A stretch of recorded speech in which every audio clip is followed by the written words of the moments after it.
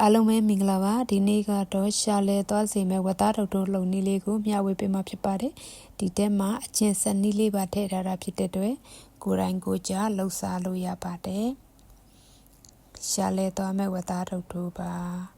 ဝတ်သားထုတ်ထုတ်လုံမဲ့ဆိုရင်တော့ကိုကြိုက်နှစ်သက်ရပါတော့ဒီမှာတော့နှစ်ရွယ်ဝက်ဦးဝက်ရှာပြီးရင်ဝက်အသေးထည့်ပါတယ်ပြီးရင်တော့အသားစားလို့ရအောင်အတွက်သုံးတက်သားတစ်တုံးထည့်ပါတယ်ဒါတွေအလုံးရေစင်အောင်စစ်ပြီးသွားတဲ့အခါကျရင်တော့အရသာအနေနဲ့ကစက်သားမှုံစားအနေငယ်ပငှက်ပြားကြီးအနောက်ပငှက်ပြားကြီးအကြီးနောက်ငါးငှက်ပြားကြီးအနေငယ်နဲ့ rice wine တစ်စုံထည့်ပါတယ်ပြီးရင်တော့ဂျင်းနဲ့ကြက်သွန်ပြူတပြားရိုက်ထားတာကိုထည့်ပြီးတော့အရသာနှံဆက်အောင်နေပါမယ်ခုလိုအရသာနှံဆက်အောင်နေပြီးသွားတဲ့ခါကျရင်သူ့တနာရီလောက်နှက်ထားပါမယ်ဟုတ်ကဲ့တနာရီလောက်နှက်ပြီးသွားတဲ့ခါကျရင်တော့ဒါကတကြားပါတကြားကိုကြိုက်နှစ်သက်တဲ့လောက်ထည့်လို့ရပါတယ်အချိုးကြိုက်ရင်တော့နည်းနည်းများထည့်ပါနော်တကြားကိုခုလိုအညိုရောင်တန်းသွားဒီလှော်ပြီးသွားရင်ဆွနွနေထားတဲ့ဝတ်သားထည့်ပါမယ်ဝတ်သားကိုအရေးလေးခန့်သွားအောင်လုံးပြီးတော့နနက်ပွင့်အနေငယ်ထည့်ပါမယ်ဝတ်သားအရေးလေးခန့်သွားရင်တော့သူ့ကိုရေ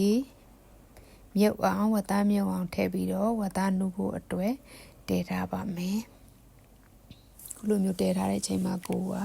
အချင်းဆက်မယ်ပေါ့နော်အချင်းကတော့ကြက်သွန်အဖြူအနည်းငယ်သည့်အစိမ်းတောင်အနီတောင်နဲ့နန်းနန်းပင်တို့ကိုကြိတ်ပြီးတော့ထည့်မှာပါဒါကတော့မကြီးသီးပါမကြီးသီးကိုတော့ရေနဲ့ဖြောပြီးတော့အနှိရအောင်လုပ်ပါမယ်မကြီးသီးအနှိရပြီဆိုရင်တော့သူ့အထက်ကိုတကြားအနေငယ်ထည့်ပါတယ်ထညက်ရှိရင်လည်းထည့်လို့ရပါတယ်ကိုကထညက်မရှိလို့တကြားထည့်တာပါပြီးရင်ငရုတ်စီထည့်မယ်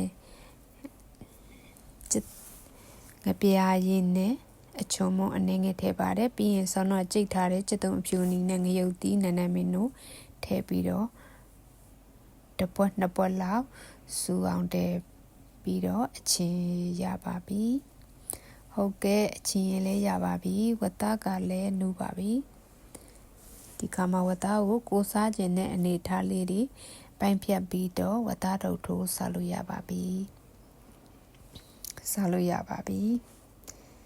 ဟင်းရည်ယူမယ်ဟင်းရည်ကတော့ဒါစောနောကဝတ်သား